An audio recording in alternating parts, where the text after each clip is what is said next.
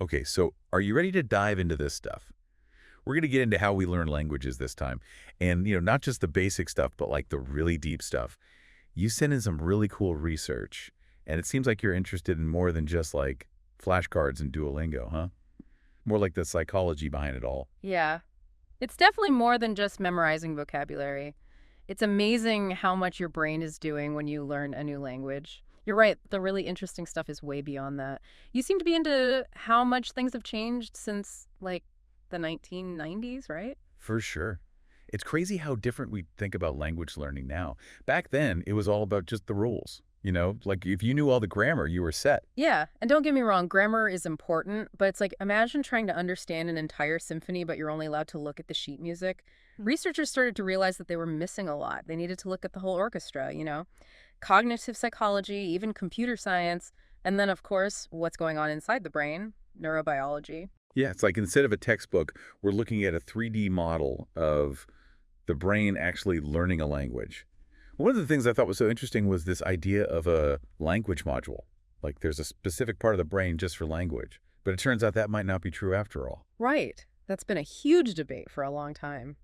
It's really interesting, though. This research seems to suggest that there isn't a special language part of the brain, and instead it's more about how our brain learns in general.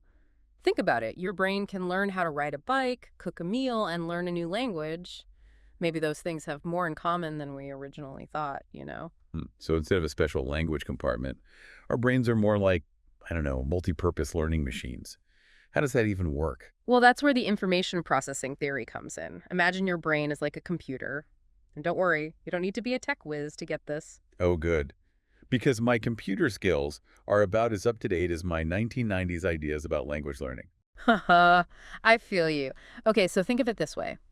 This theory says that our brains process language like a computer processes information. At first, it's like trying to type with just one finger. It's slow, you have to really focus, and you're probably going to make some mistakes along the way. Every new word or grammar rule takes a ton of effort at first. Oof, yeah, it's like when I was trying to learn the Russian alphabet. It just looked like a bunch of scribbles at first. I couldn't make any sense of it. Exactly. But here's the cool part. With enough practice and being exposed to the language, and this isn't all about grammar drills, by the way, even listening to music or watching movies and the language counts, things start to click. It's like your brain goes from that slow, clunky, one-finger typing to being able to touch type without even thinking about it. It becomes automatic. It's like when you're driving and you suddenly realize that you haven't thought about shifting gears in miles. Your brain just knows what to do. Yes, exactly. And Right. here's something else really cool. This practice doesn't always have to be super active. Even just passively listening to a language, like absorbing the sounds and the way it flows without really focusing on it, even that plays a role. Oh, wow. So even just having a podcast on in another language while I make dinner is kind of like secretly training my brain. You got it. Your brain is picking up on patterns even when you don't realize it. This next part really spoke to me because it explains those frustrating times when you feel like you're just stuck. Hmm. Or worse, like you're going backwards. You're talking about the language learning plateau. Yeah, pretty much everyone goes through it, and this theory actually helps explain why. Okay, so tell me, why does it seem like I'll be doing well and then suddenly I just forget everything I thought I knew? So it's all about this idea of restructuring. See, your brain isn't just storing information like you put files away in a filing cabinet. It's more like it's constantly organizing and connecting and refining everything you're learning. Think of it like renovating a house. Sometimes you have to tear down a wall or two to make room to build something new and better, right? Oh, okay. So those times you feel like you're backsliding. Those are often actually signs that your brain is working hard behind the scenes, making these big, permanent changes. So you're saying even those moments where you're like, I'm never going to get this, could actually be a good thing. Okay, that does make me feel a little better because I've definitely been there. You know what else gets me? Sometimes I feel like I can ace a grammar test. I know all the rules, but then I try to have an actual conversation. And it's like your brain just goes blank. Totally. It's like all those rules just disappear. Yeah, and that's where the transfer appropriate processing theory comes in.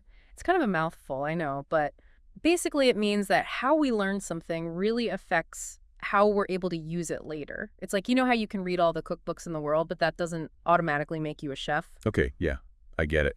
knowing the ingredients doesn't mean you know how to actually bake the cake. Exactly. You have to actually practice making the cake. Right. In the kitchen, in context. And it's the same with language. If you're mostly learning with like drills and flashcards, your brain gets really good at using the language in that specific way, like in a test, for example. But then when you're in a real conversation, It's like my brain filed Spanish grammar under test taking instead of ordering coffee or oh, something. yeah, exactly. And this is why a lot of language learning programs are focused on those immersive experiences now, Mm. having conversations, playing games, even virtual reality. It's all about teaching your brain to use the language naturally in real life situations.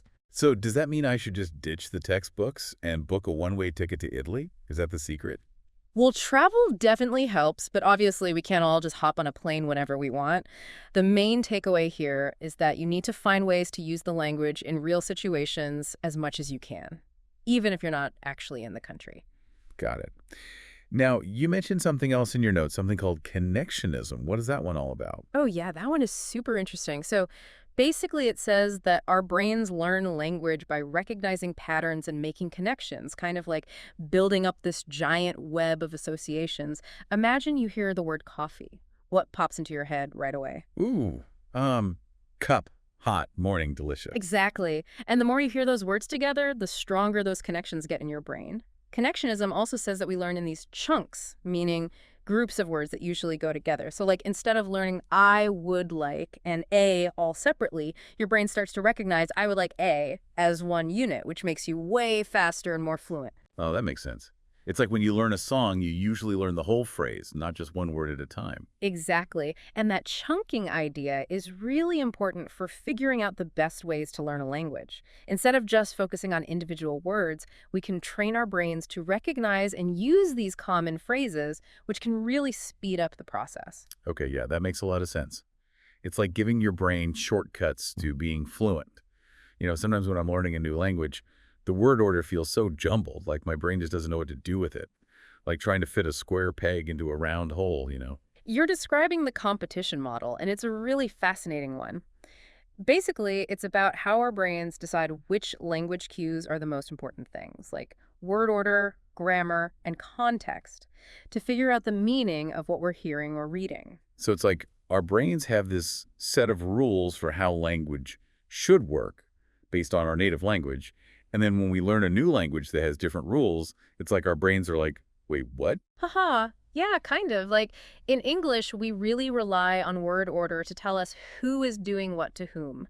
But in other languages, like Spanish or Russian, the word order is a lot more flexible. Those languages rely more on grammar, like verb endings, to give you that information. So someone who speaks Spanish could hear an English sentence, and even if they know all the words, they could still be totally lost because their brain is looking for the clues in a totally different order. Exactly. And this is where it gets really interesting. The competition model says that learning a new language isn't just about adding new rules to your brain, but also about unlearning or suppressing the old rules from your native language that don't apply to the new language. Wow, that's crazy. It's like those optical illusions, Yeah.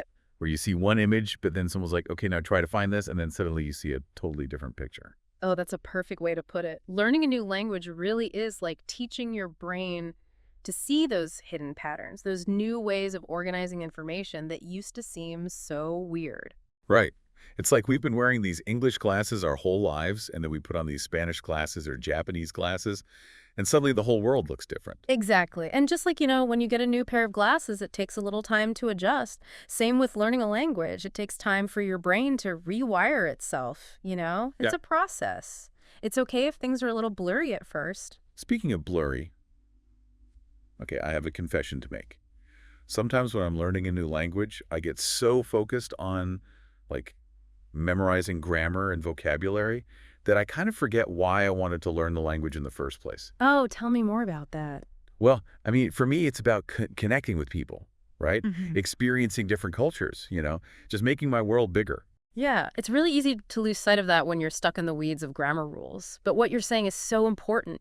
All these theories we've been talking about, it's not just about memorizing verb conjugations or whatever. It's about appreciating this amazing thing our brains can do, Mm. to learn and adapt and make these incredible connections. That's true. It really is incredible when you think about it. It's like we have a backstage pass to the most complex machine on Earth, Yeah. our own brains. But for someone listening to this who might be feeling like a little overwhelmed by all these theories, what would you say is the most important thing to remember? Honestly, I'd say just remember that there's no right way to learn a language.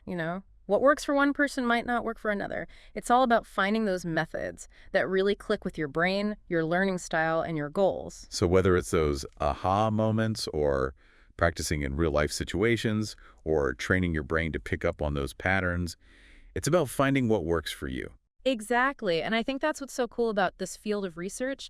Maybe by understanding how we learn languages, it can also help us understand the best ways to learn anything. Wow, now that is definitely something to think about. So if these theories can help us figure out language, imagine what else is possible. Music, art, anything. It really makes you realize that learning never really stops, right? It starts with language, but it can go anywhere. That's a great point. Well, that's about all the time we have for today's deep dive on language acquisition. We hope you've enjoyed this journey inside the amazing world of how our brains learn languages. And until next time, happy learning.